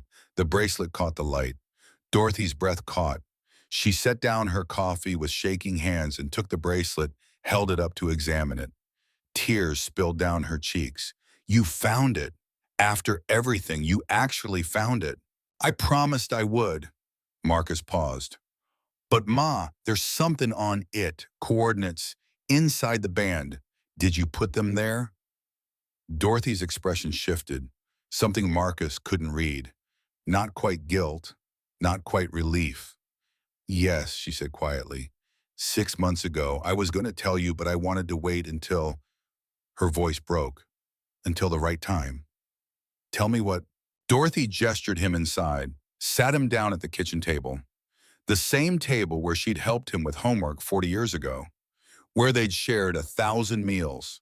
Where she'd sat alone waiting for him to come home from Iraq, from Afghanistan, from all the wars that never really ended. I'm sick, baby, she said simply. The world tilted. What? Cancer. Stage 2. Ovarian. They caught it early. The prognosis is good with treatment. But I'm 79 years old, Marcus. My body's tired. She took his hand. I've been doing chemo. That's why I've been so pale, so weak. Why those boys scared me so badly. I wasn't just afraid of them. I was afraid I didn't have the strength to fight anymore. Marcus felt like he'd been punched. Why didn't you tell me? Because you've carried enough, sweetheart. You carried your father's death. You carried Sarah's death. And you carried Iraq and Afghanistan. into every nightmare that followed you home. I didn't want to add to that burden. Ma, listen to me.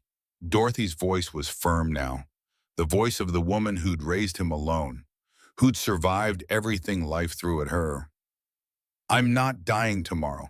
The doctors say I have years if the treatment works. But I wanted to be prepared, wanted to make sure that if something happened to me, you'd know what to do.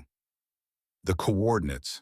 Yes, they lead to a safe deposit box at First National. I opened it last year, put some things aside. She smiled. Money, not a fortune, but enough. $50,000, my life savings. I want you to have it, to use it for something that matters. Marcus's throat was too tight to speak. There's also a letter, Dorothy continued. Instructions, wishes, things I needed to say while I still could. She cupped his face with her weathered hands. But the most important thing is already written on that bracelet. Your great-grandmother's name. Your grandmother's name. My name. We survived, Marcus. We endured. And now you're going to help other people do the same. I don't understand. The organization you've been thinking about. The one to help people like Evelyn and Frank. Veterans Against Bullying, Wallace called it. That money is seed funding. To make it real. To make sure what happened to me never happens to anyone else. Marcus looked at his mother, frail but unbroken, sick but still fighting, and understood. This wasn't an ending. It was a beginning. I love you, Ma. I love you too, baby. Now take me to the bank. Let's see what secrets I left for you. The safe deposit box was small and gray and completely unremarkable. Marcus opened it with the key Dorothy provided, his hand surprisingly steady. Inside were three things: first, bundled stacks of $100 bills, $50,000 exactly. More money than Marcus had ever seen in one place. Second, legal documents. Deed to Dorothy's house, already signed over to Marcus. Insurance policies. Investment accounts he'd never known existed. Third, an envelope, cream-colored, heavy stock, his name written in his mother's careful handwriting. Marcus picked up the envelope. His hand shook now. Read it later, Dorothy said gently. When you're ready, when you need to hear my voice, and I'm not there to give it to you. Marcus nodded, couldn't speak, just held the envelope like it was the most precious thing in the world. Because it was. 4 months later, Marcus stood in a federal courtroom and watched justice be delivered. Lionel Brennan was sentenced to 20 years for racketeering, money laundering, conspiracy to commit fraud, and accessory to attempted murder. His business empire was dismantled, his property seized, his name now synonymous with corruption. The judge had been thorough and merciless. Mr. Brennan, you used your wealth and influence to terrorize the most vulnerable members of this community. You turned your own son into a weapon. You consorted with drug cartels. You nearly got innocent people killed.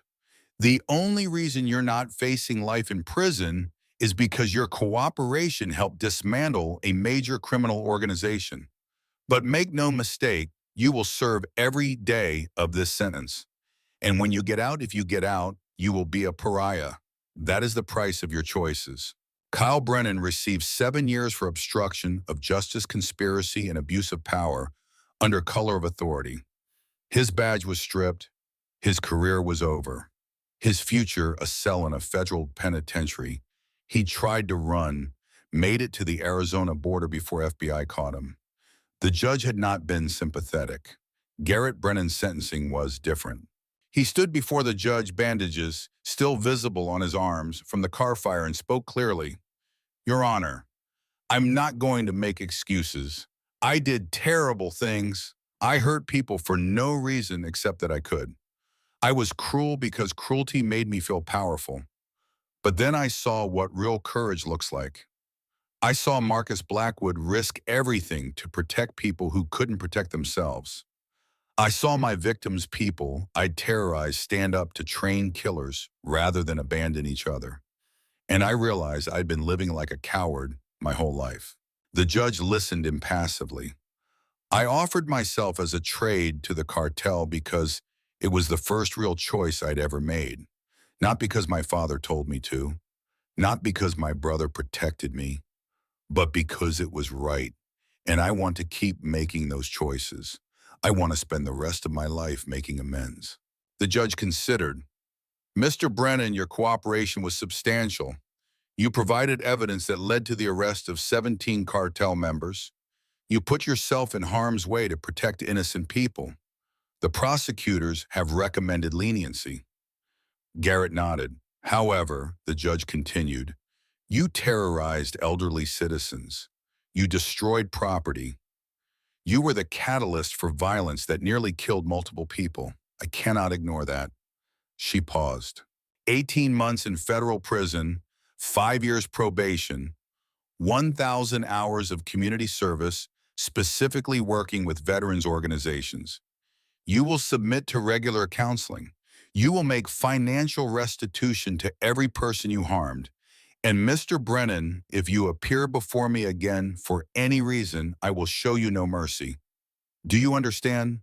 Yes, Your Honor. Thank you. As Garrett was led away, he caught Marcus's eye, nodded. Marcus nodded back. Redemption wasn't a destination. It was a daily choice, and Garrett was finally learning to make it.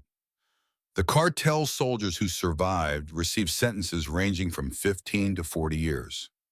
Federal prosecutors had been vicious. Catherine Malone had been thorough. And the message was clear: Nevada was not friendly territory for organized crime. When it was over, Marcus walked out of the courthouse with Dorothy on one arm and Rebecca on the other. Wallace and Clayton waited outside, along with Evelyn Frank and a dozen others whose lives had been changed by what happened at Magnolia's diner. It's really over, Dorothy said quietly. Yeah, Ma, it's really over. So what now? Marcus smiled. Now we build something. Veterans Against Bullying officially opened 6 weeks later. The office was small, a converted storefront on Route 66-3, doors down from where Magnolia's diner was being rebuilt. But it was theirs. Marcus had used Dorothy's $50,000 to set up the nonprofit, hired a lawyer to handle the paperwork, brought in Wallace as medical director, Rebecca as legal liaison. Even got Clayton to serve on the board of Hell's Angel, helping run a community organization raised eyebrows, but the man's commitment to protecting the vulnerable was unquestionable. Their mission was simple: help seniors and other vulnerable people fight harassment, intimidation, and abuse. Provide them with legal resources, security consultations, and most importantly, a community that had their backs. The first case came within a week. An elderly woman named Patricia Evans being harassed by her landlord, who wanted to force her out so he could sell the building. Marcus took the case personally. Wallace documented the harassment. Rebecca connected them with housing advocates, and within a month the landlord backed down, signed a settlement, and Patricia kept her home. Word spread. More cases came. A veteran being scammed by a contractor, a widow being pressured to sell her late husband's business, an elderly couple targeted by identity thieves. Veterans Against Bullying helped them all. And the first volunteer to walk through their door fresh out of federal prison after serving 18 months was Garrett Brennan. I need to make this right, Garrett said simply. However long it takes, whatever it costs, I need to be better than I was. Marcus studied the young man, saw genuine change, saw someone who had been given a second chance and was desperate to deserve it. Redemption's not a destination, Marcus told him. It's a daily choice. You make it every morning. Choose to be better than you were yesterday. Choose to help instead of hurt. Can you do that? Yes, sir. Then welcome to the team. And Marcus meant it. Because if Marcus Blackwood, a man who'd abandoned James Morrison in the Iraqi desert, who'd failed to be there when his daughter died, who'd nearly lost everything to PTSD and rage, could find redemption, then anyone could. Garrett proved himself quickly. He worked harder than anyone, took the worst shifts, listened to angry seniors vent about their problems with patience and genuine empathy. He visited Evelyn Kowalski weekly to check on her wrist, helped Frank Donovan rebuild his garage, even apologized personally to every person he had harassed. Some forgave him, some didn't. Garrett accepted both with grace. I can't change what I did, he told Marcus 6 months in, but I can change what I do next. Marcus clapped him on the shoulder. You're learning. Magnolia's Diner reopened 1 year to the day after the fire. Maggie O'Brien had insisted on the symbolism. We don't run, we don't hide, we rebuild. The new diner was beautiful. The old photographs had been professionally restored and reframed. New ones were added, including one of Dorothy and Marcus at the grand reopening, both of them smiling. Dorothy's hand was visible in the photo, the silver bracelet gleaming on her wrist. The whole town came to the celebration. Veterans and civilians, young and old. People who'd been too afraid to speak up before, but found courage in Dorothy's stand. Representatives from the governor's office attended. State legislators, even a congressman who gave a speech about ordinary citizens doing extraordinary things. But the moment that mattered most came when Maggie walked to the center of the diner and raised her glass. To Dorothy Blackwood, she said, who showed us that courage isn't about being fearless. It's about being afraid and standing anyway. Everyone raised their glasses. To Dorothy, Marcus looked at his mother, thinner now. From the chemotherapy, her hair covered with a beautiful scarf Rebecca had bought her, but smiling wider than he'd seen in years, and felt his chest swell with pride. She'd survived. Not just the cancer, everything. And she taught an entire community how to do the same. That night, after the crowds dispersed, Marcus sat with Dorothy, Rebecca, and Wallace at a corner booth. The same booth where it had all started, where Garrett had shoved the plate off the table. You ever think about how different things could have gone? Wallace asked. Every day, Marcus said. If you'd walked away at the beginning, decided the bracelet wasn't worth the fight. I thought about it, Marcus admitted, for about 10 seconds. Dorothy squeezed his hand. But you didn't, because you're your father's son, because you're a Marine, because you're the man I raised you to be. Rebecca cleared her throat. I need to tell you all something. They looked at her. I'm putting in for a transfer, she said, to the state police. Catherine Malone offered me a position with her unit, investigating public corruption. Marcus felt a pang of loss. They'd grown close over the past year, discovered they had the same sense of humor, the same commitment to justice, the same tendency to brood over problems until solutions emerged. Family, real family. That's amazing, he said, meaning it. Catherine's lucky to have you. I'm not leaving because I want to, Rebecca said quickly. But this county needs someone at the state level. Someone who knows how the corruption works from the inside. Someone who won't let another Brennan situation happen. You'll be great, Dorothy said. Your father would be so proud. Both of them. Rebecca's eyes misted. I'm coming back for Thanksgiving, though, and Christmas, and any other time you'll have me. Always, Marcus said, your family. Actually, Rebecca pulled out an envelope. I've been working on something. Legal papers. To make it official. Marcus opened the envelope. Inside were adoption documents.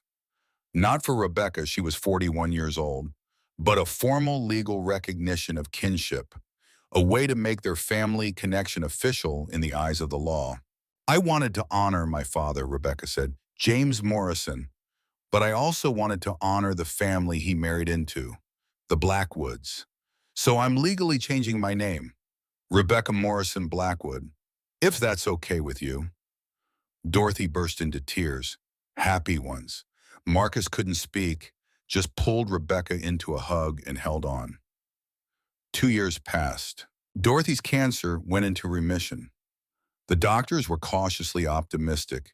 She'd never be fully cured. That wasn't how ovarian cancer worked, but she was stable, healthy, strong enough to volunteer at Veterans Against Bullying 3 days a week, strong enough to see her son happy, because Marcus had found something unexpected in the wreckage of everything that had happened. Her name was Vera Ashford. She was 52, a civil rights attorney who'd worked on the prosecution team that brought down Lionel Brennan.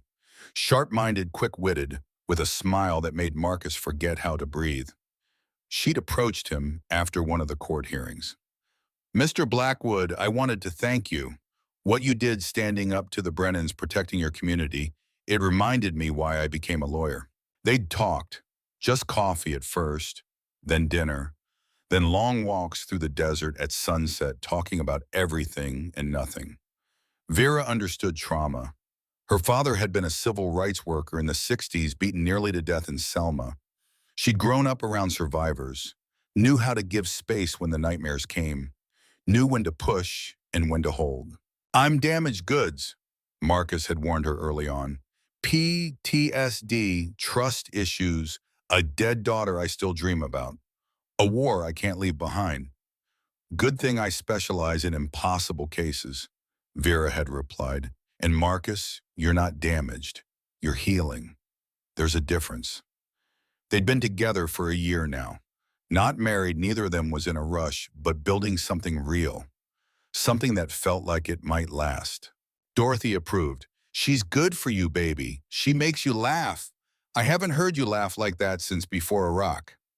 Veterans Against Bullying had helped over 200 people in 2 years.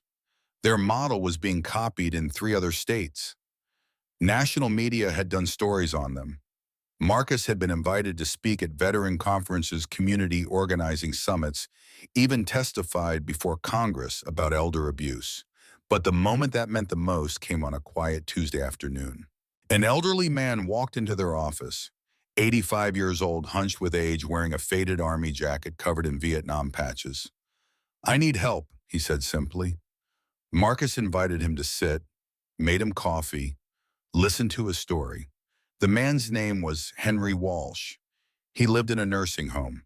The staff were stealing from him money, medications, personal items. When he complained, they threatened to have him declared incompetent, to take away the last of his autonomy. It was evil disguised as caregiving. Marcus felt the old rage rising, the need to act, to fight, to make things right.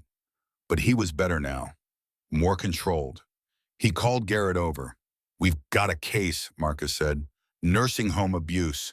Going to need documentation, witnesses, probably legal action."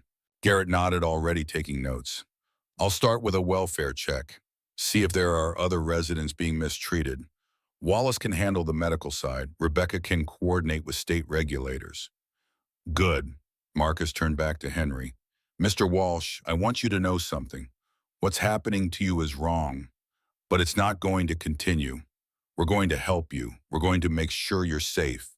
And we're going to make sure the people who hurt you face consequences." Henry's eyes filled with fire. "Why, you don't even know me."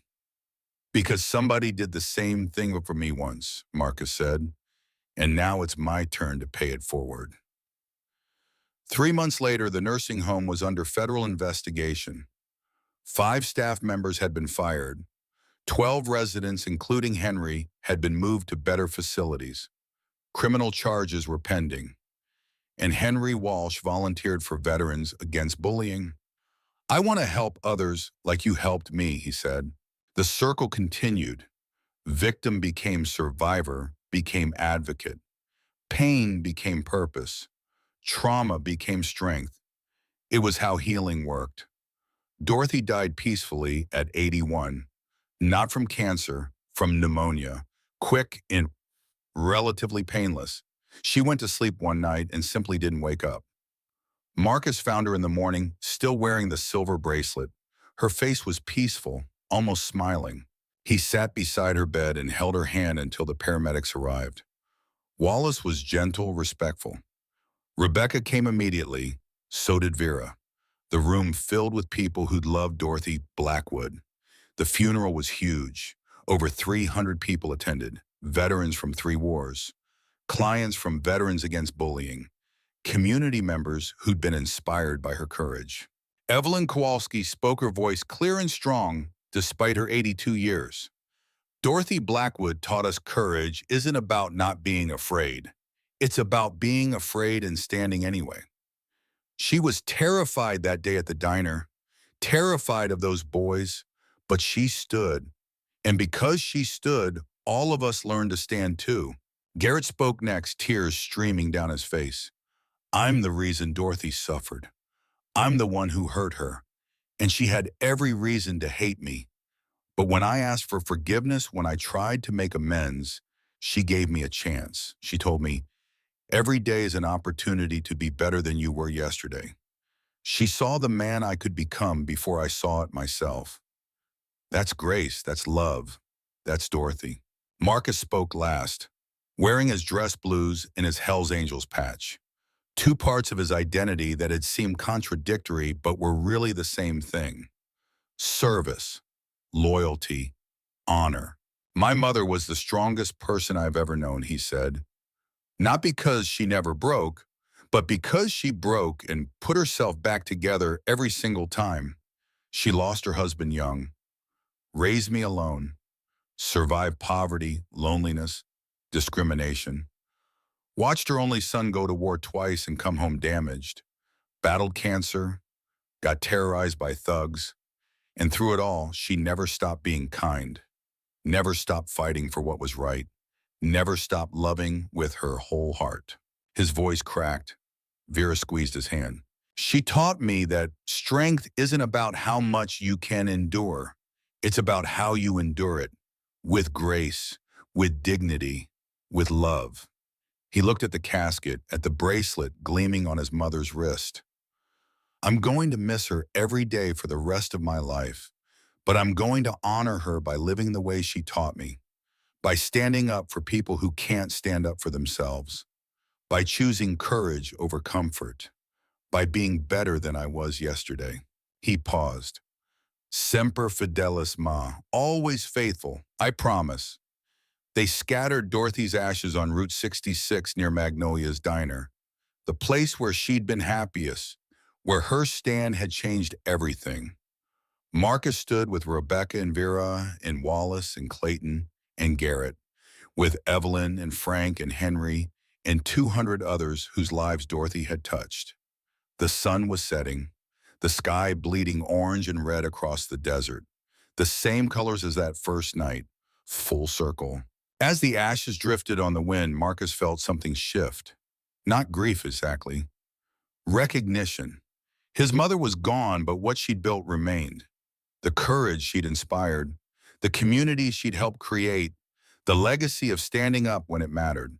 She lived on in every person Veterans Against Bullying helped, in every victim who found the strength to fight back, in every community that chose solidarity over silence. Dorothy Ann Blackwood, 1947 to 2028, wife, mother, grandmother of a movement, always faithful. 6 months after the funeral, Marcus was cleaning out Dorothy's house when he found it. The letter, the one she'd left in the safe deposit box. He'd never opened it, couldn't bring himself to while she was alive, afraid of what it might say, afraid it might feel like goodbye, but now sitting in her empty bedroom, surrounded by boxes of memories, he was ready. He opened the envelope carefully. Inside, his mother's handwriting, steady and clear. My dearest Marcus, if you're reading this, I'm gone. And you're sad. And you're probably blaming yourself for something, my death or the time we didn't have, or some perceived failure from 30 years ago. Stop it. I'm not having it, not even from beyond the grave. Marcus laughed through tears. I want you to know that I've lived a full life. A hard life sometimes, yes, but full. And the best parts were you. Watching you grow from a scared little boy after your father died into a strong, honorable man. Watching you serve your country, come home, find purpose again. I'm so proud of you, baby. Proud of your service. Proud of how you've battled your demons. Proud of what you built with Veterans Against Bullying. Proud that you found love again with Vera. Yes, I know you haven't proposed yet. Do it. She's wonderful. Don't let fear stop you from being happy. I want you to know that what happened with those boys at the diner, that wasn't your fault. You didn't fail me. You saved me. Not just from them, but from fear, from feeling small and helpless and old. You reminded me that I was still Dorothy Blackwood, still a fighter, still strong. And Marcus, I need you to understand something. James Morrison's death was not your fault. You were following orders in a war zone. You were 22 years old. You've carried that guilt for 35 years and it's time to let it go. James wouldn't want you to suffer for him. And Rebecca, our beautiful Rebecca, has already forgiven you. Now forgive yourself. The same goes for Sarah. Your daughter's death was a tragedy, a horrible, senseless accident, but you were serving your country. You were being the man you needed to be. And Sarah knew you loved her. She never doubted it, not for 1 second. You've spent your whole life trying to save everyone, Marcus, trying to make up for the people you couldn't save. But sweetheart, you've saved hundreds. Evelyn Frank, Trent Garrett, Henry, Rebecca, all of them are alive and better because of you. That's your legacy. That's what matters. I'm leaving you the bracelet. It's yours now. 3 generations of strong women before you, and now it's your turn to carry that strength forward. Add names to it if you want. Your daughters, Vera's if you marry her, Rebecca's. Make it a symbol of our whole family, not just the women. And Marcus, please keep fighting. Keep helping people. Keep building veterans against bullying into something that lasts.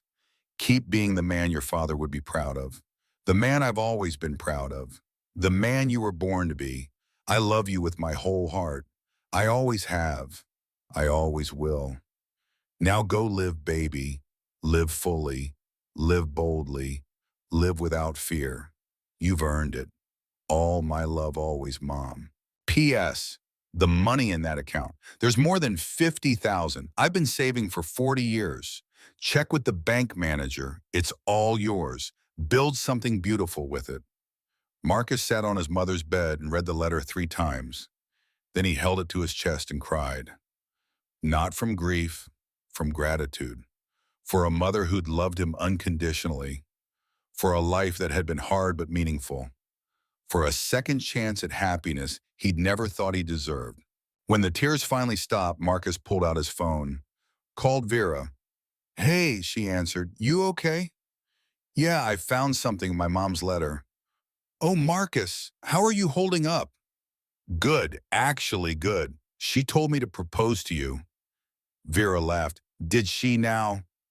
Yeah, said I shouldn't let fear stop me from being happy. He paused. She was right about everything, but especially about that. Marcus Blackwood, are you? Will you marry me? Silence. Then Vera's voice thick with emotion.